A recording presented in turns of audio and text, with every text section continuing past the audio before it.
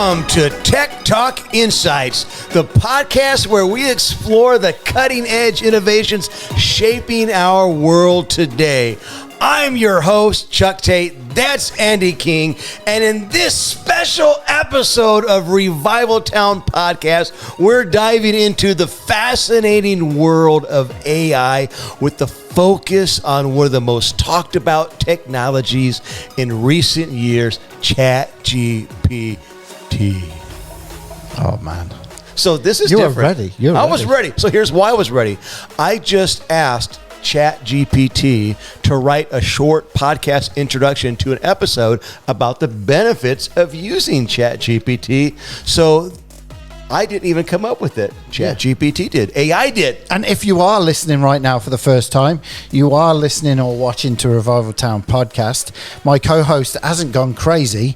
He's just really excited about this episode. Now, we want to let you know up front, and please don't turn off, but we are actually going to revisit an episode that we did just a few months ago, correct? With our good friend Jim Powell. But this is why. From boosting productivity to enhancing creativity, ChatGPT is revolutionizing, Andy, the way we interact with technology. So we're going to explore how businesses are leveraging it to improve customer service, how individuals are using it to learn and grow, and the exciting potential it holds for the future. Stay tuned as we uncover the many benefits of integrating ChatGPT into our daily lives and ministry. Let's get started. Oh boy, man. All right. Is everyone ready? We're ready to go for this? You sure? You okay? You good? You good? I'm good. I'm ready. All right. So we are going to jump into the world of AI. This is one of the most watched, listened to podcasts that we did with Jim. And we want you to really share it because it's such a controversial topic. Should we be using it? Shouldn't we be using it? What you're going to hear today is how ministry can be enhanced a bit. You're not going to take away ministry, but there are dangers. Yeah, and you can't research everything right that's out there on certain topics. ChatGPT and other AI products can help with that. Right. And so we're going to dive into this again. So stay tuned. Here we go. Jim Powell is back. Right. This podcast is part of the Edify Podcast Network. Edify is a faith-inspiring app that brings together thousands of the best Christian podcasts in one place for your listening enjoyment. Cut through the noise and grow your faith by diving into the world's top Christian podcasts today. Download the Edify app for free from the App Store or Google Play, or by going to edify.app. That's EDIFI.app.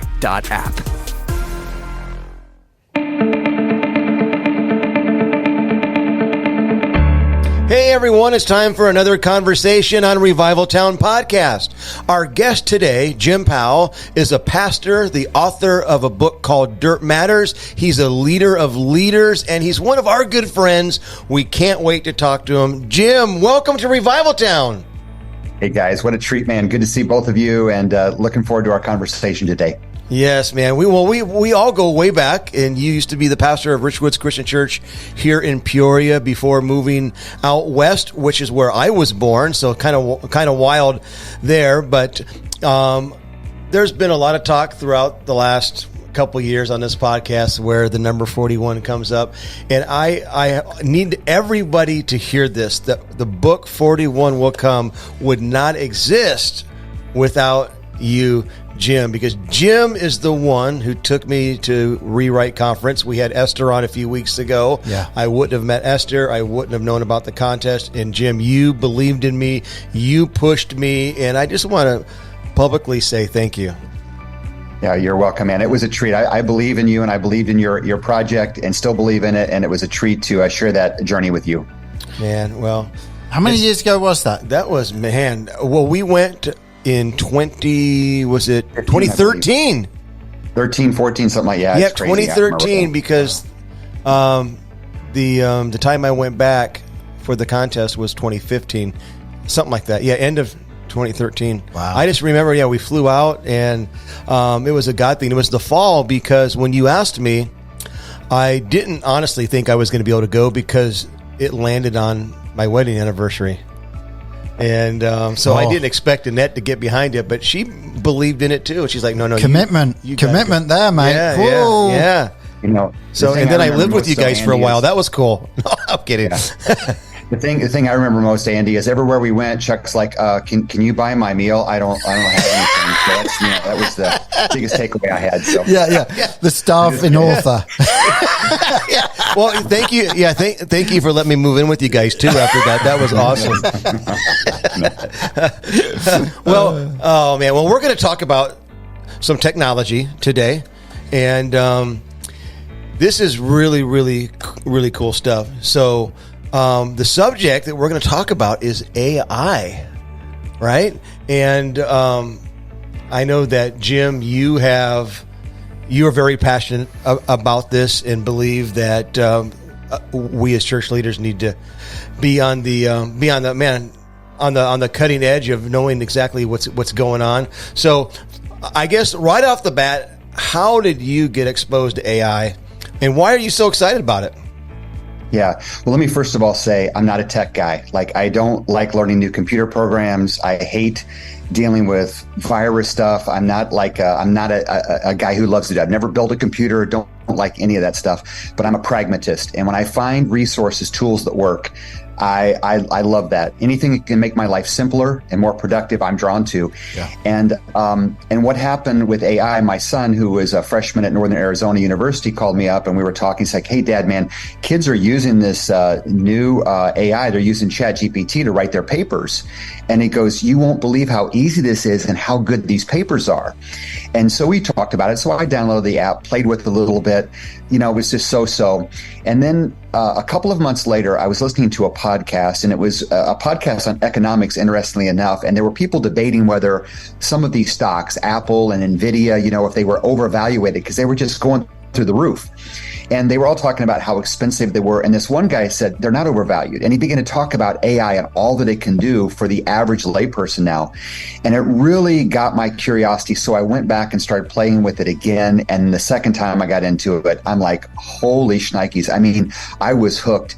And I've been immersing myself in it ever since. And I'm a huge believer. I think, first of all, for me personally, how it's magnified my time, multiplied my time. And, as you guys know, in the Old Testament, the men of Issachar understood the times and knew what Israel should do. And this is our world, the same way that the computer has changed our worlds. Chuck, you maybe don't remember this, but Ann and I, we remember when the computer became mainstream, the internet became mainstream, right? Yeah. And I still vividly remember in 2007, when I got my first iPhone, first generation iPhone, a guy in my church said, "Hey, buy this phone." I got it. It was really cool. It was a novelty. And then I had an experience where I'm like, I realized it's not just a novelty. This is a tool that's going to change my life. Yeah. And I'm telling you, artificial intelligence is going to do the same thing. It's going to change our world. And we can either be resistant and skeptical, or we can step into it and realize there's tremendous benefits for us as church leaders and as Christians, but also we need to understand where the world's going. Sorry.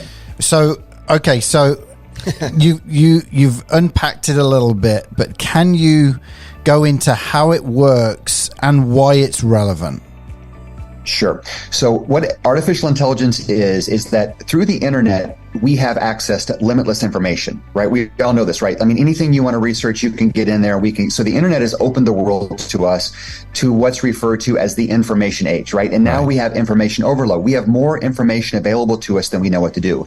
The difference is with AI is that AI, what it does, it takes pieces of data, and then it's able to sort of process that data. And it happens in these milliseconds. So there's different kinds of artificial intelligence. There's visual artificial intelligence. This is, you can take a picture of my refrigerator, and there's a program that will be able to look and classify everything in my refrigerator and then give me things I can cook for supper. Self-driving cars are visual AI. It's able to scan the area and say, red light, stop, go, car here. It's able to self-drive a vehicle. That's visual. We have audio AI. All of us have used this if you've ever used voice to text. If you've used Siri or Alexa, that's AI. There's also predictive AI. So So when Andy, bets on the Premier League football games, and it's telling there's a, 45% chance that Chelsea's going to win, it's predictive. It takes all the data and it gives you mathematical calculations about which team has the highest percentage to win, right? Okay. The real game changer, though, is what's called generative AI. And generative AI is where this artificial intelligence programs, it scans the internet, it scans the data available to it, and it generates responses. So if I search for something online and I'm like, okay, I want to take, whatever, give me whatever topic you want to do. The internet will give me access to that information. I scan through, I click on links, I back-click, I scan through, I click on a video. I have access to the internet, but I have to search through all the information myself. Right. Most of which is irrelevant. AI, though, will take that information, it will do the search for me, and then it gives me the response. It generates outputs. It thinks for you, and it gives you what you're looking for. I'll give you this example, and you can just probe me with some more questions. In Peoria at Richwoods, I had an assistant. And if I was going to fly out of town for a conference, I'd say, Melissa, give me my 3 best flight options for going to California. These are the dates I'm going to be gone. She would open up, Orbitz or Expedia. She would go through flights. She knows I hate Chicago because there's always something going on in O'Hare. She knows I'm not a morning person, so I don't want to get up at 3 o'clock to go to the airport. She goes through all these flights. This one has 3 layovers. This one is going to get him there maybe a little bit late for the conference. He doesn't like Chicago. She goes through all these flights and she comes back and says, here are your 3 best options. And I say, okay, I'll take the second flight. Or maybe I say, give me a couple more options. I don't like any of those, whatever. And she'll give me some more research. She's doing the heavy lifting. I'm making the decision. Are you with me? Yep. We've all done this, right? Yeah. Going through all these flights. With AI, you can download something called a plugin for Kayak or Expedia, and I can speak into my computer and say the same thing.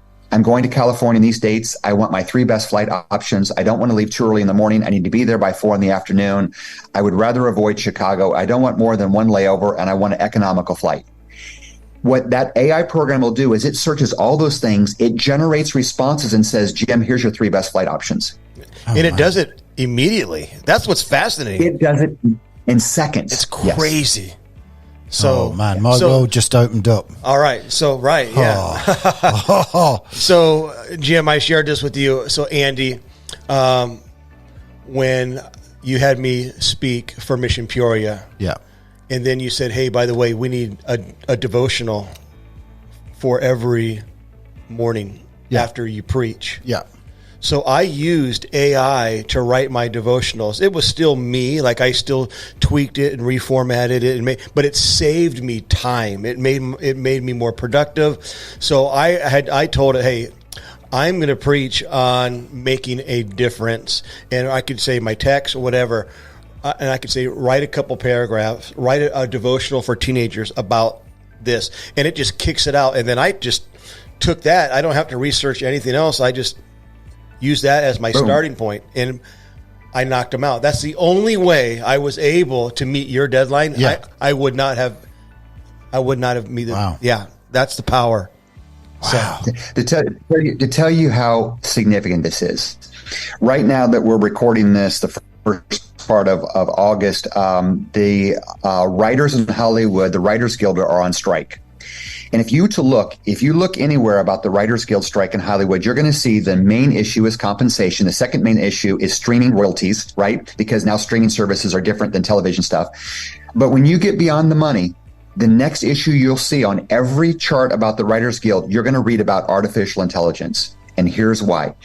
Because they have already been using this.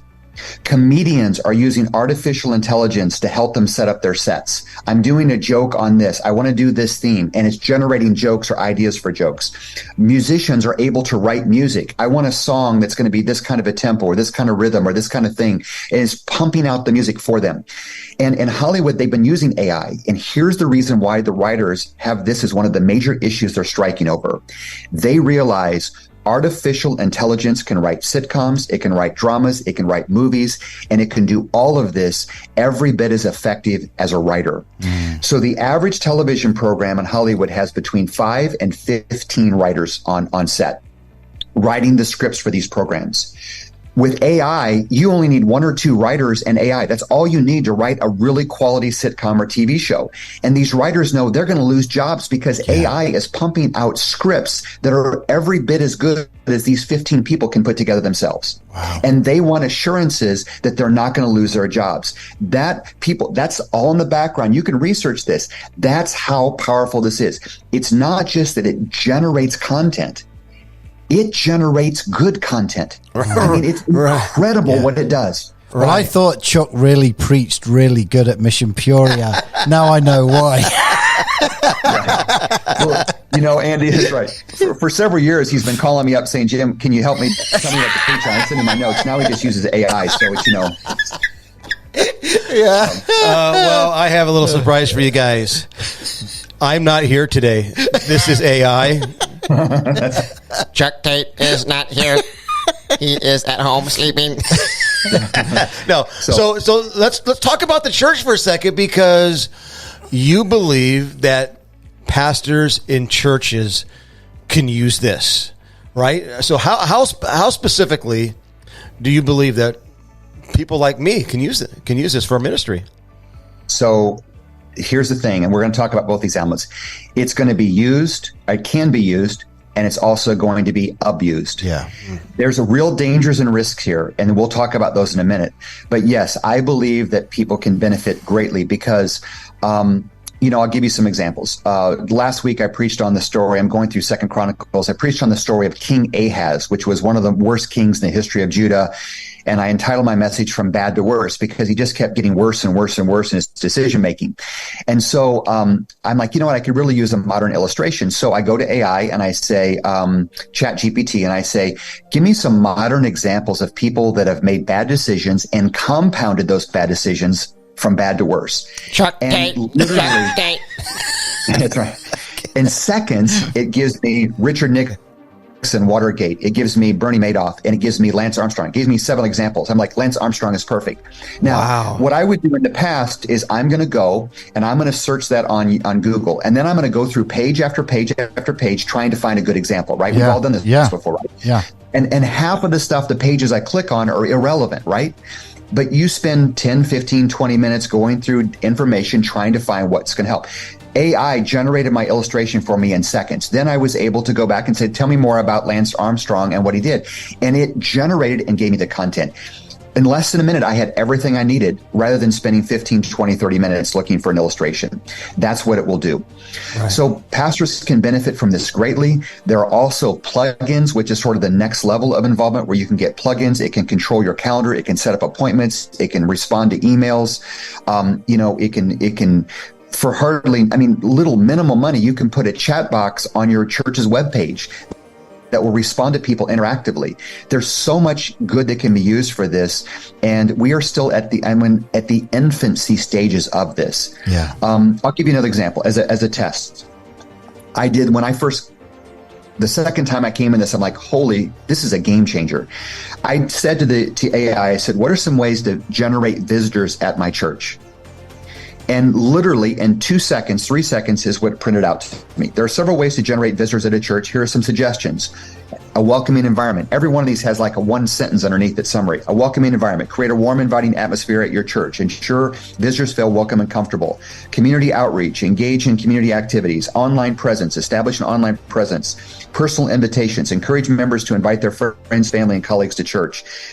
Special events. Organize special events. Engage with local media. Reach out to local newspapers, TV stations, radio stations, online platforms to share about your church, upcoming events, community involvement, community partnerships, collaborate with other community organizations. So it gives you all these suggestions, and every one of them has 1 or 2 sentences. So then I can say, well, tell me more about community partnerships. What are some examples of that? What are ways I can do this? So every time I have a question, it's going to go deeper and deeper and give me the information that I want. But here's one more thing I want to share. Here's the last paragraph of what it printed out for me. And by the way, I got all this in less than 1 page, 7 ideas on how to improve to generate visitors at our church. And every one of these you can probe deeper and deeper. But listen to this last paragraph. Remember, building a strong and welcoming community is key to attracting visitors.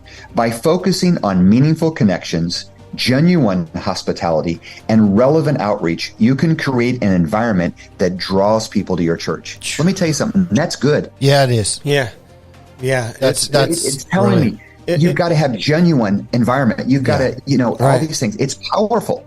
Yeah. Right. And for you to research, get online, use Google, I mean, there's there's going to be bunny trails and rabbit holes. And I mean, it's going to take so much longer. And the key to what you just said is it's kicking out good stuff. Yeah. The best possible answers. So obviously every pastor, every leader that's listening, you can become more productive overnight. Yeah. Well, absolutely. Let's throw, so that is incredible, right? And I mean, you can go to some of the best conferences in the world, and they're the notes you're taking, what that just spat out in 2 or 3 seconds. Right. What about the concerns that you have, because you've delved deep into this as well? So obviously, there is a lot of good, but what are some of the concerns as well that you see? Yeah, so the concerns are real. So I think one concern is accuracy. It's not perfect, right? It's still learning. Yeah. So it's a model of learning that where the computer learns itself, and then it gets human feedback to help it learn even more. So right now, for example, ChatGPT, which is the best, most usable source for AI right now, they have a free version, they have a paid version, but it only has access to less than 1% of the internet. Man. All right. So as it gets more information, it's going to get more stuff, but it's got to sort through and it's got to print out facts. And so it's not always 100% reliable. It's getting more reliable. The other piece of the accuracy issue is because it gets human feedback. Another macro concern that I have is this, is that if we do not have Christians engaging in this tool, it is going to be very, very slanted to the left. Very, very slanted to anti-godly perspectives. I'll give you an example. I did a chat the other day, and I said something about give me some examples of people, modern people that are being unjustly or unfairly treated. And one of the 5 examples that popped up were climate activists. And I pushed back on ChatGPT. I said, by the way, it's called ChatGPT because it's like interacting in a conversation. So I push back and I say, I don't agree with climate activists being part of this list. I go, they have vandalized artwork. They've vandalized people's personal property. Yeah. They've stopped traffic that hindered people from getting to their jobs and medical treatment. And ChatGPT came back and said, you're right, Jim. There are always fringe people of every group that are doing more harm than good. But I'm giving that feedback saying, I think this is a bad illustration of what I'm asking for. Yeah. If Christians don't engage and give that feedback, the computer is never going to learn. Are you with me? Yeah. Wow. So we have to be engaging in these tools because artificial intelligence is learning even as it's taking all this data and trying to generate it. And so if we don't have Christian voices helping speak into it, the people that are speaking into it are going to hijack it. Wow. But here's my other concerns I would have that are more practical for pastors and church leaders and Christians. One is that it can enable us to be very lazy because I've done some things like, I said, I have not used this yet, but my secretary or my office manager said, hey, I need my newsletter article for next month, next week. And so I'm like, okay, let's play around here. I'm like to ChatGPT, I said, give me a 300-word newsletter article on, I forget what I use, worship or outreach. Boom. In seconds, I have my 300-word article. I said, to ChatGPT, I like the article. Give me a couple more scripture references, though. Boom. I have the same article with scripture references. I mean, it generates this content. I'm telling you guys, I can go to ChatGPT and I can say, give me a 20-minute presentation on the effect of quantum physics on third world environments. And it will print me out a speech for 20 minutes. I don't know anything about quantum physics or how it affects the third world, but I can sound like an expert. Do you make sense? Because it generates such good content. So if we're not careful, it can enable us to be very lazy, because we can say, give me a 3-point outline with an introduction and a conclusion with supporting scriptures on the importance of worship, or the value of intercession, or the internal elements of worship. You know what I'm saying? Like it'll give you this, so it can enable pastors to be lazy and irresponsible. It can also make us sound like we know stuff we don't know. Yeah. The other piece of it, though, is that the other piece of this that is concerning to me is that, the Old Testament warns us. It says, do not put your confidence in princes. Do not put your confidence in horses. Do not put your confidence in all these things, but trust the Lord. And as we get more proficient in technology, and it gives us these great tools, it's easy for us to put our confidence in the tools and not in the Lord. Yeah. Because ChatGPT can never pray for me. Yes. It can never form my character. It can never produce the fruit of the Spirit inside of me. And it actually can enable me to when those things are not being formed inside of me. And so in those things, like the Pharisees of old, right, it can actually make us worse if we're not careful, even though we're getting all this great information in our head. Wow. Yeah, it's really, really good. So obviously we discussed how pastors can use it. We've discussed the benefits of it, the dangers of it. How about those who are listening? They're not a pastor, they're not a leader, but they're like, wow, how do I use this? What do I do? What would you say to them? So the first thing I would say is, you just got to play with it, right? I mean, you're watching preseason football this weekend, grab it and just play with it. Now, the best option is to download ChatGPT. It's a free version. There are multiple different kinds of AI. There's actually a race right now. You've got ChatGPT, which is basically partnering with Microsoft and OpenAI. You've got Bard, which is Google's form of AI, and then now Meta is developing one called Llama. So there's different versions, but I think ChatGPT is the easiest, the best. But this is what helped me turn it around for me. As someone said, when you download the app, find a subject that you are incredibly passionate about or you love, or find a subject that you know really, really well. Okay? And then begin an interactive conversation with that. So, I love to collect sports memorabilia, baseball cards, vintage baseball cards, football cards. So I ask some questions about that.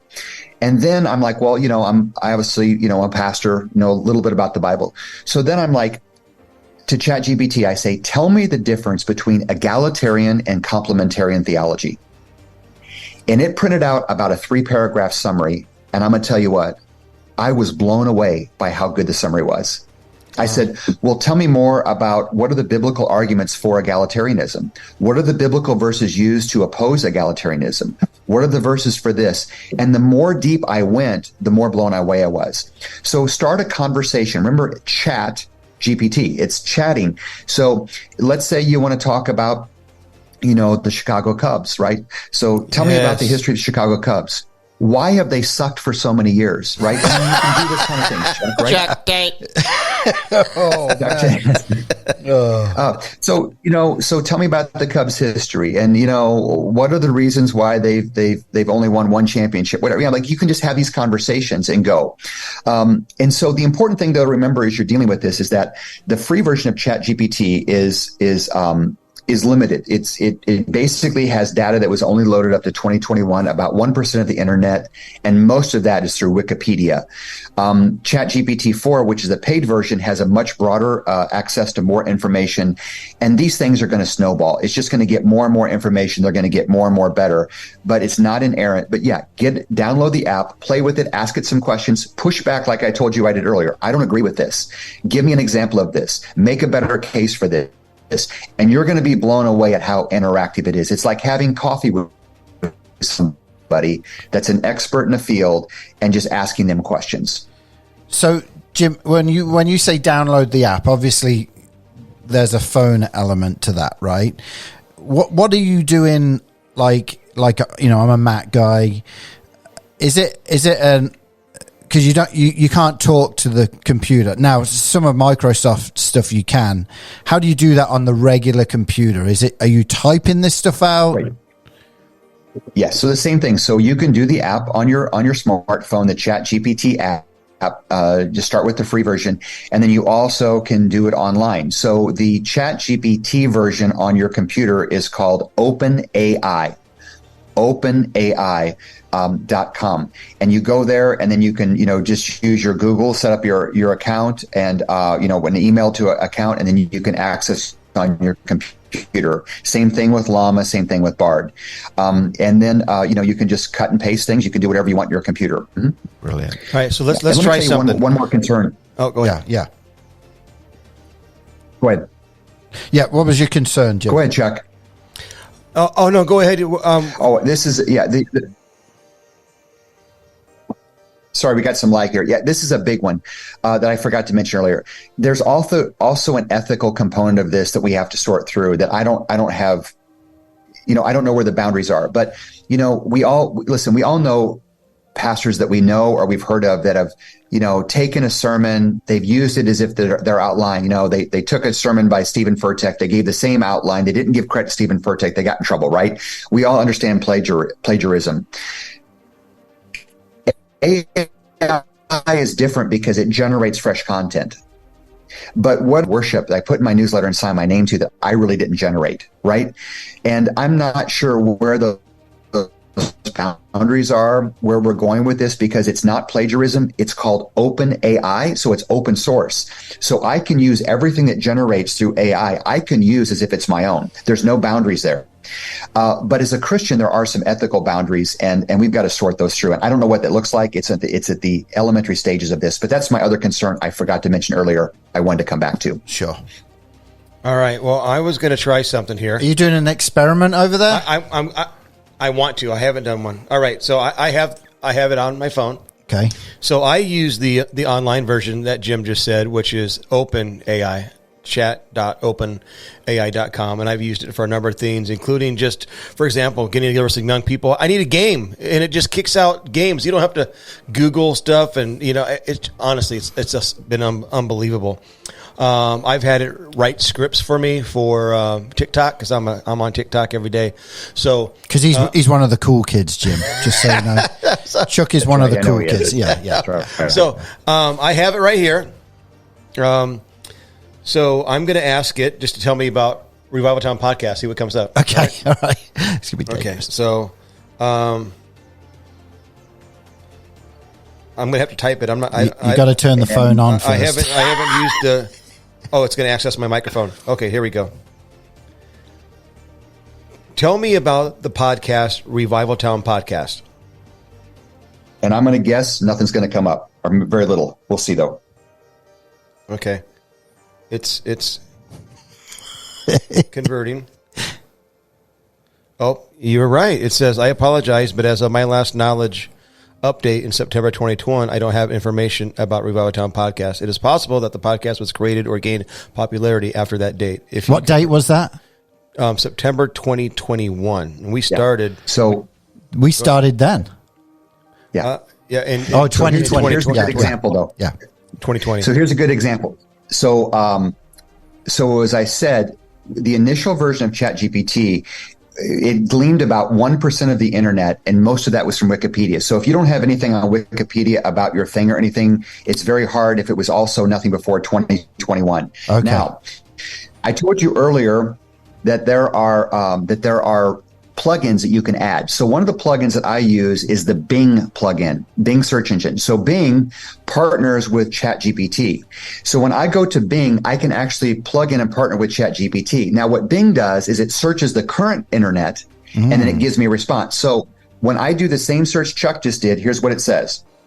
Hello, this is Bing. I'm glad you asked about Revival Town Podcast. It is a lighthearted podcast that highlights people and movements around the globe who are making a difference. The hosts are Andy King and Chuck Tate, who are both pastors and friends. They interview guests from various backgrounds and fields such as musicians, authors, athletes, missionaries, and more. They hope to share stories of revival, hope, and faith from their experiences and perspectives. The podcast aims to inspire, encourage, entertain listeners with humor and wisdom. If you're interested in listening to Revival Town Podcast, you can find it on Spotify, Eddie's something, Audible, or their official website. You can also follow them on social media and check out their merch store. I hope you enjoy the podcast and learn something from it. And it gives me footnotes. Gosh. That is crazy. That is absolutely crazy. Oh, that is so wild. So once again, that's the next evolution of this. That is what happens with the plugins, because ChatGPT was just sort of, listen, this thing started. The app was launched in November of 2020. It already has over 100 million users. And by the way, less than 15% of them are American. Because it's worldwide. Academics all over the world are using this, but you have these plugins that are being pumped out every week and every month. You're getting more and more plugins, and they're able to fill in the gaps to be able to say, we can do this. So Bing has partnered. And so Bing has their search engine combined with AI to where it searches all their stuff. It pulls up all the stuff we would do if we did a search on Google or Bing. And then, what it does in seconds, it searches through that and then it plugs out what I ask for. It does the heavy lifting for me. And as you saw, it's a pretty good summary of your podcast, isn't it? Yeah. So is that okay? So this might be too technical, but so is that like the information that was there? Is that being pulled from our website? Is that being pulled from reviews? Where are they getting it from? Great question. Great question. Andy, it does all that in milliseconds. It searches your website. It searches reviews. It searches blog posts. It grabs all that data and spits it out quickly. Let me give you, and it summarizes it. It makes it concise and palatable, right? Yeah. Let's do another one. All right now. Let me use, so I'm gonna ask about Dream Center Peoria. Okay. Right? This could be dangerous. So I'm gonna send you There's been a few bad reviews lately. So just all kidding. right, so let me do this right here.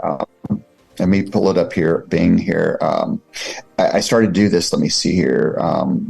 Okay. This is such a great episode. Yeah. Yeah, you talk about something that's people aren't messing with, Yeah, you guys, I keep trying to do this and it keeps hearing your voice and doing it. So sorry. Let me see. Okay, let me go. Tell me about Dream Center Peoria. Hello, this is Bing. Okay. Tell me about Dream Center Peoria. Okay, so here it is. Now it's responding. Searching for Dream Center Peoria. Okay, Dream Center Peoria is a faith-based nonprofit organization in downtown Peoria. Nonprofit organization located in downtown. Dream Center Peoria is a faith-based nonprofit organization located in downtown Peoria, Illinois. The mission is to impact families living in poverty, starting with kids and youth. The core of their values of their organization are dignity, compassion, and purpose. Dream Center Peoria offers varieties, programs, services, et cetera, et cetera, That et is cetera. crazy. That is absolutely crazy. And then it says, led by an incredibly charming and handsome man named Andy King. Oh, no, that's not in there. I'm sorry. Well, I was typing really fast, Jim. Oh my goodness. That is crazy. Wow. So you see what we have here, guys, and I'm telling you, in 1980, there was a guy named Ivan Toffler who was a futurist, and he was the person who coined the phrase information overload. He said, we're going to enter into an information age and people are going to have information overload. And so the book, The Third Wave, said there are three main waves in the Western world. There was an agricultural wave, there was the industrial revolution, and he says we are entering in an information revolution, right? Which we're right in the middle of. More information we know what to do with.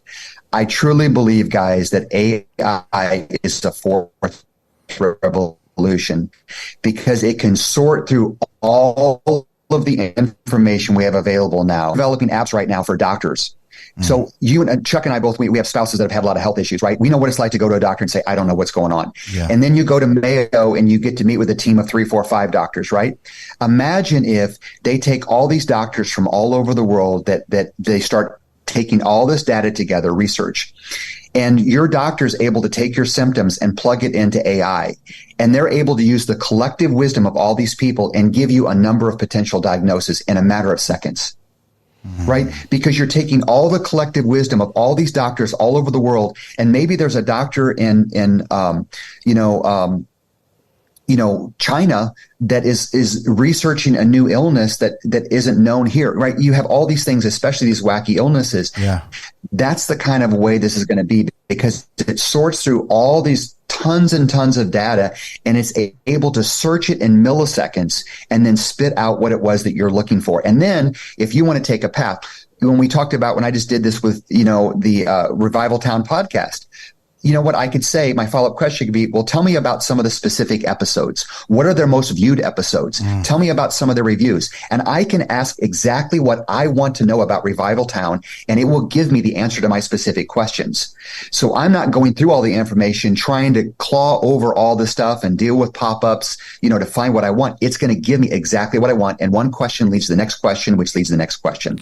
Well, now, and again, you just touched on something that mind-blowing, that is incredible, but also people have got to be wary. Like, for instance, you could have someone who is asking for medical advice, gets medical advice and thinks they are now the doctor, and it could be incorrect. Like what you said earlier, some of this stuff could be incorrect, right? 100%. It's not 100% correct. It has, they're called hallucinations, but right. It's not true content. It's like it's making assumptions. They're not, because trying to generate a content the same way you and I generate content, and not everything we say is exactly true, right? Right. We had an assumption. I thought this. Oh, I have better informed about that. We've all done it. So they have the same thing. I'll give you an even worse example, a scarier example, Andy, is when I was doing research on this some time back, I heard a guy talking about, and they said, what scares you about this? Is, computers going to get so smart they take over the world? He said, he said, the thing that scares me more than that is because it generates content. He goes, what scares me is someone can do this. They can say something like, what kind of events will it take to trigger Russia launching a nuclear bomb? Like it's able to think and say, well, if someone does this, or if the president feels threatened there, like it helps you to think through forms of depravity. Mm-hmm. So let's say a person says, I want to do a school shooting or whatever. I'm horrible to use these horrible examples, but I'm trying to be, honest about the dangers here. It doesn't just take that thought in my mind, but it can trigger people's thoughts. It can give them all kinds of scenarios about how they can maximize this evil for evil, because it takes data and it thinks for you, giving you possibilities, probabilities, etc. And so as you get more and more information, you think about terrorism. You don't need guys in a cave in Afghanistan brainstorming. Now they have access to the entire internet to help them brainstorm as well about ways to do horrific acts of terrorism. And so there is all kinds of dangers and evils associated with this. But it's here. It's not going to go away. We have to be aware of the risk. We have to try to mitigate them the best we can. We have to be sure we act with integrity. Yeah. But this, like all things, is also a tool that can be used for great good for the kingdom of God if we will embrace it. Amen. Wow. That is really great, man.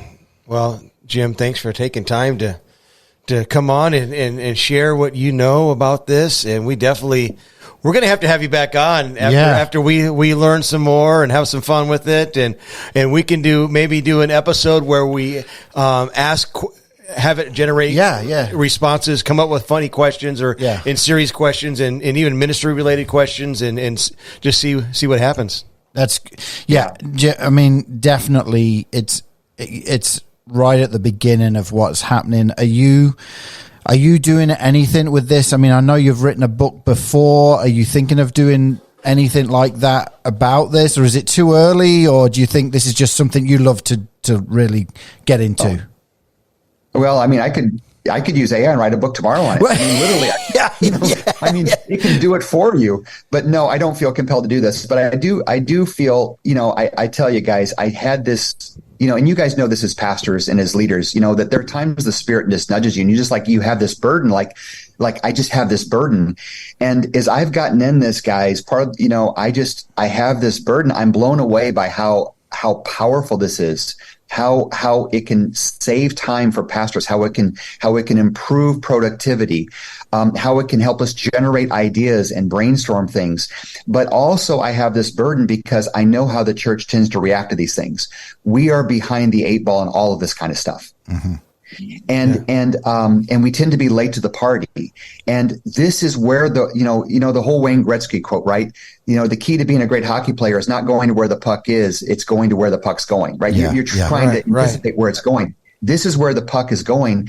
And we've got to start moving there now, because as I gave the example earlier about climate change activists, if I'm not giving input into ChatGPT, it's never getting that human reinforcement that's going to help it learn, right? That's because we can push back and we have some influence in where this is going, but it helps me be more productive.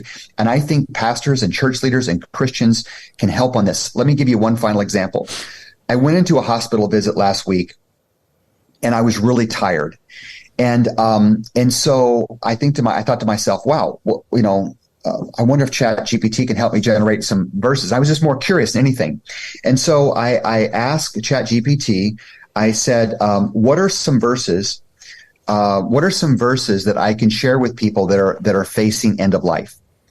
And literally in 2 seconds, it gave me 10 Bible verses, right? Yeah. So, Psalm 23, Revelation 21:4, John 14, mostly familiar with. There were a couple ones I like. That's really a fresh verse, right?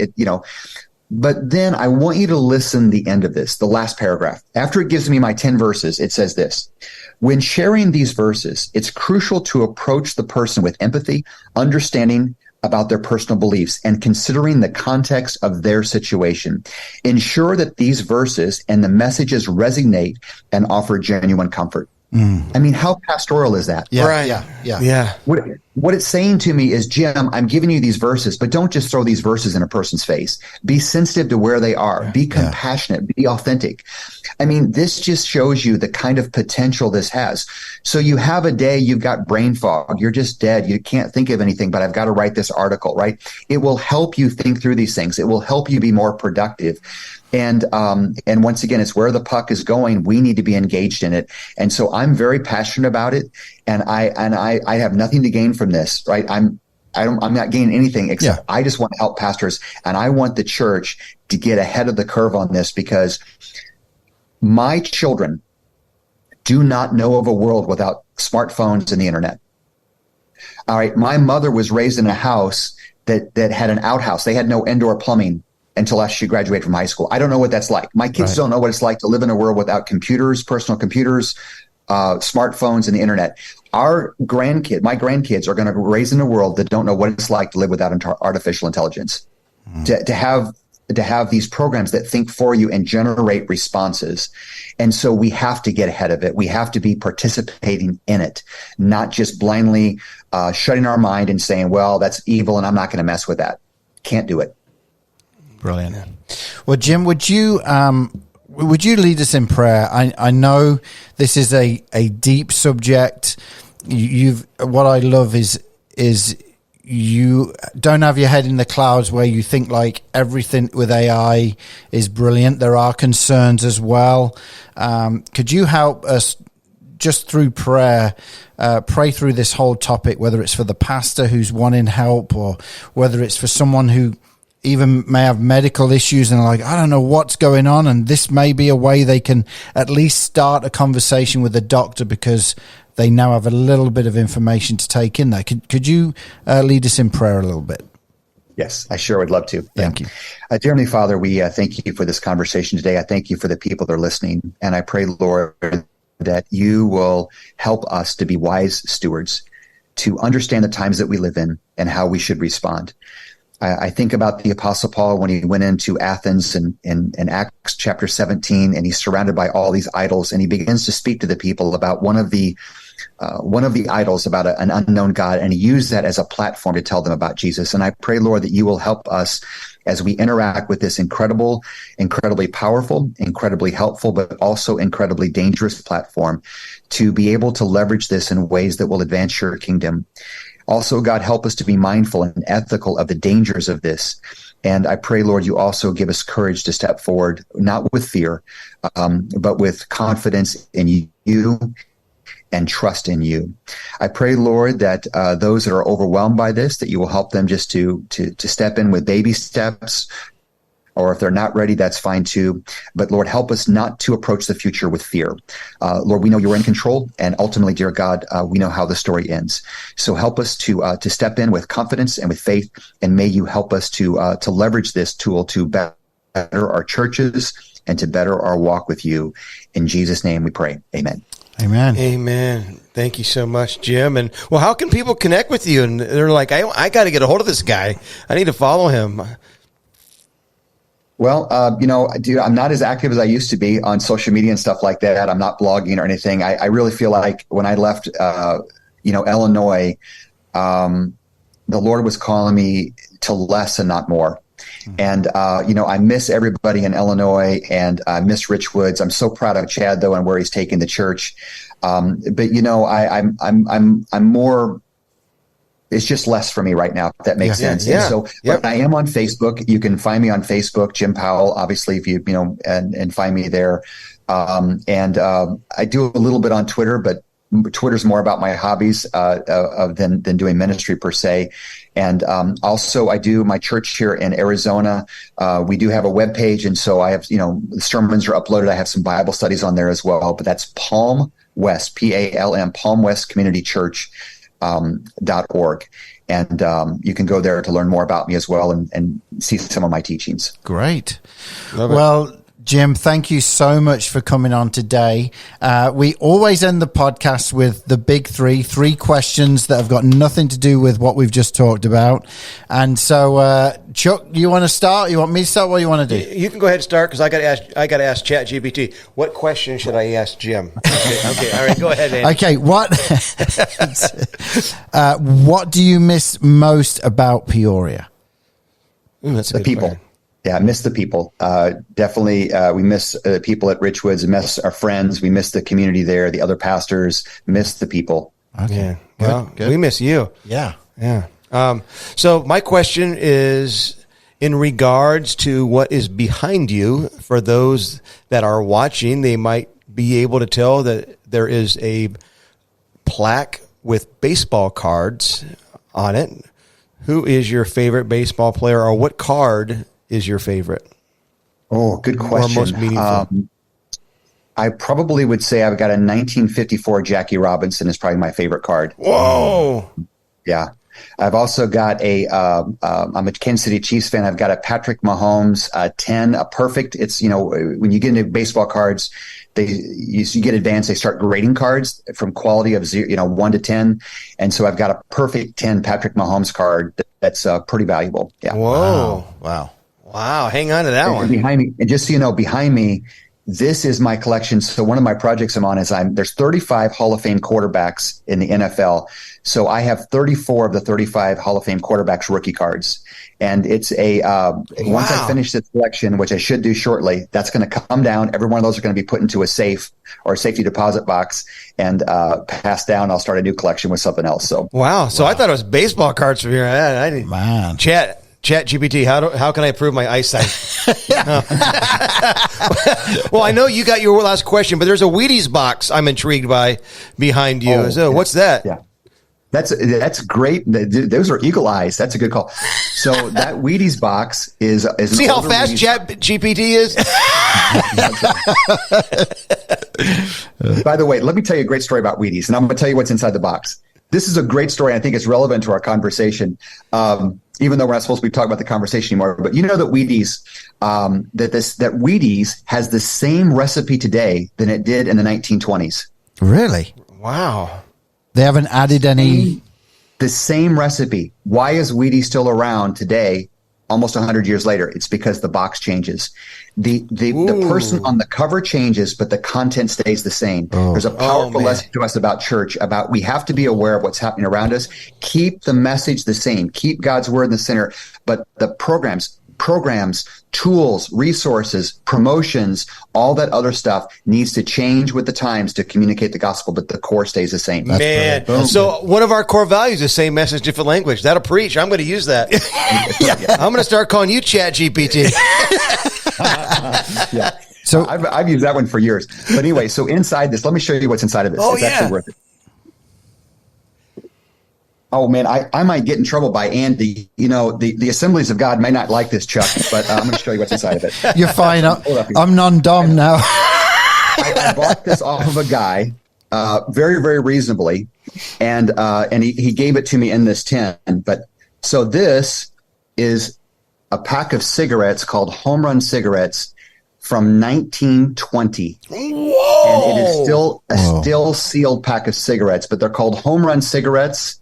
And the date on here is, what is it? I think it's 1920. Gee. 1921. Yeah. So I got this very, very cheap. It's still a sealed pack of cigarettes, and I'm going to get this encapsulated to more preserve. But yeah, so it's just a little collector's thing I picked up. Wow. That's crazy. That's crazy. That's really cool. Okay. My last question is this. You've lived in Illinois. You live in Phoenix. Are you, weather-wise, what do you prefer? Dude, that's not even a question. I love Arizona. Oh, okay. All right.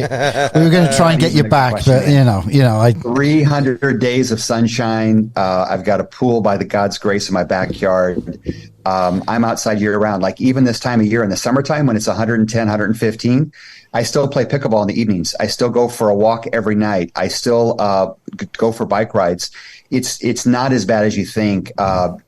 Now, when you're in the sunshine, 115 of sunshine is brutal. Yeah. But when you're in the shade or the sun goes down, it's not that bad. I love it. Yeah, absolutely love it. And you're I've heard you're a bit of an animal on the pickleball court, Jim. Like, it's a blessing, man. I'm pretty competitive, and it's an outlet. Yeah. So I started playing. I got exposed to pickleball before I moved here, actually in Illinois. And then, when I got here, especially during COVID, I went immersed. So I play pretty competitive out here and do some lessons in my neighborhood to residents out here. And I love it. Yeah. So we're about, Chuck, you don't know this. We're about to restrip the Dream Center gym floors because it's been a few years now. And we are going to put markings in for pickleball. Ooh. Yeah. So I just got invited to a league, and I was really thinking about doing it. Now I have to do it. Oh, it's a blast. So if you do this, though, seriously, Chuck, if you do it and you like it, and even for you, Andy, if you decide to play pickleball and you like it, try to find someone to give you a couple lessons. And we like to say it's like people think about this easy game, but it's really a lot like chess. And it's a little bit like golf in the sense it's very technical. And the more you learn how to play with strategy and stuff, you'll get much better, much quicker. But it's a blast. And the more you learn about it, the more fun you're going to have. So, yeah. All right. Well, this has been fun. It has. Jim, thank you so much for coming on to Revival Town today. And I know it's not the last time we're going to have you on, especially as this technology keeps growing and growing. We want to grab you back on to be able to talk more about it for sure. So thank you, guys. It's so great to see you both and to hear you both, and it's a joy. I'd love to come back on and talk about this in 6 or 12 months to see where you guys are at in this journey and what you're seeing from it, to sort of see where the puck is going on this. But I'm telling you, man, it's a blessing to see you both and to hear you both, and hopefully we'll connect face to face sometime soon. That sounds good. Thanks, Likewise. Jim. Thank you, Jim.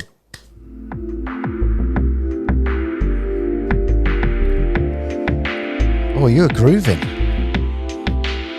That's AI, not me.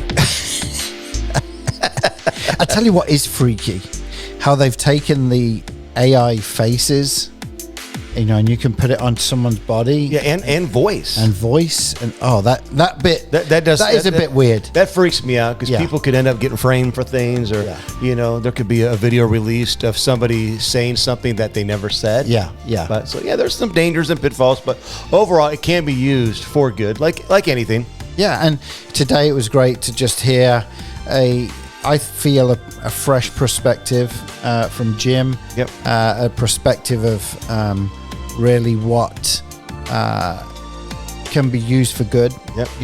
But like you mentioned earlier, Jim's good people. Like you mentioned earlier, it can be used for bad too. That people can twist it. Right. But hey, that's anything, right? Yep. By the way, wait till I show you this bomb I built. No, I'm kidding. You're going to get us shut down. That's what you're going to do. Okay. It's not me. Hey, just by the way, Feds, it's not me that said that, all right? It's this guy, all right? It's this guy. Oh, my okay, goodness. now we're going to do something fun. We have asked AI and ChatGPT a question. So you're going to Yep. So this is Tate and his mate. take... Oh, whoa, whoa, You gotta wait, start here we London go. calling. London calling. Here we go.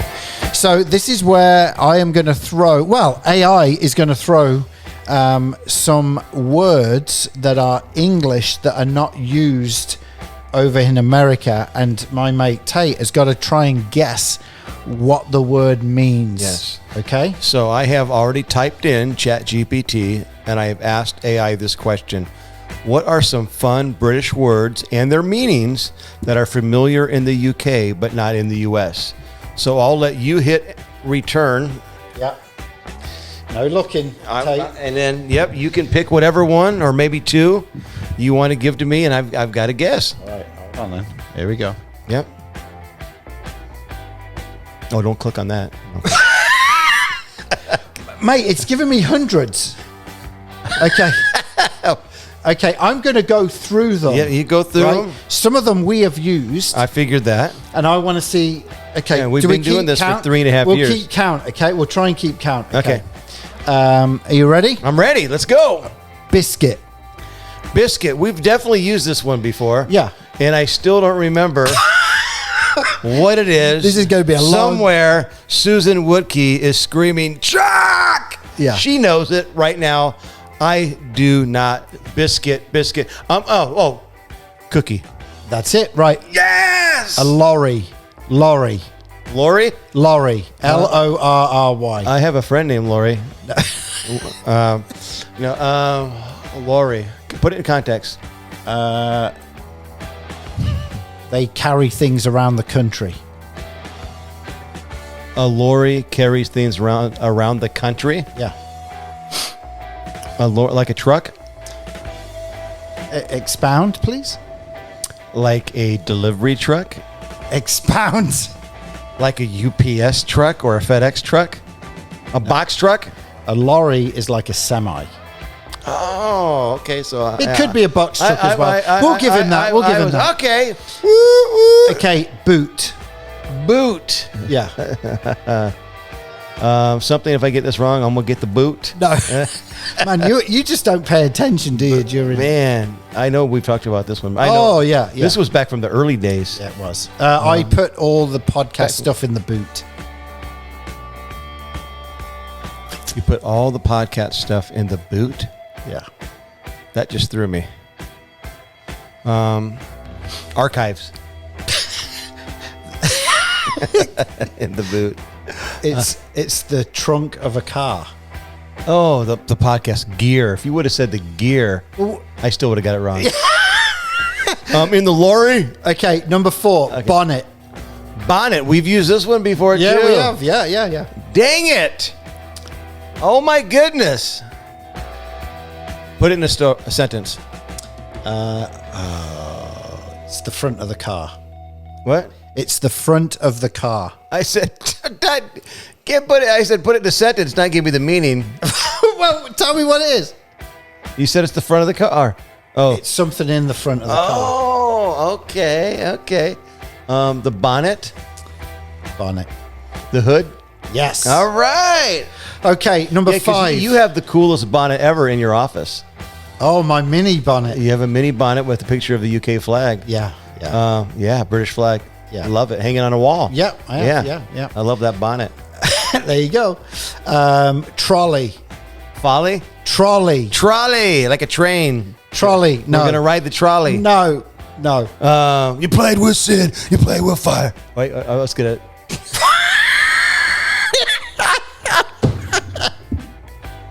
Trolley. I meant to say, you play.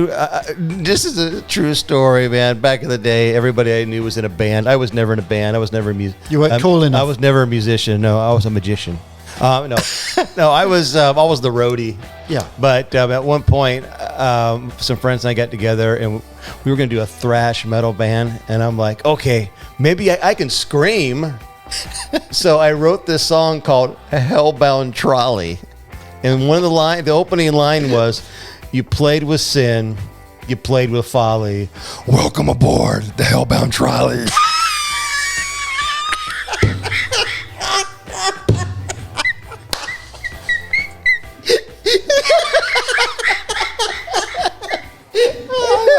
Yeah, they kicked me out. Oh, no, nice. Chuck. That's it. Get out of here. Okay, well, Stick you to got preaching. it. Trolley. Trolley. So a trolley is something that transports people. It can. Okay. Only one. A boat. No. It's a shopping cart.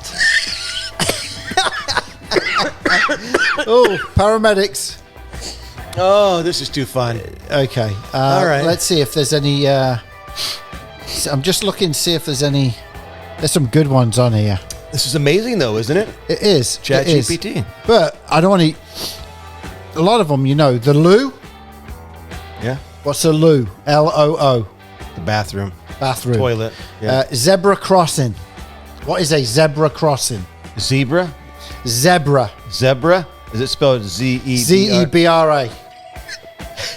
Like the garage? Yeah. The zebra? Zebra crossing. A zebra crossing is a crossing for zebras to cross.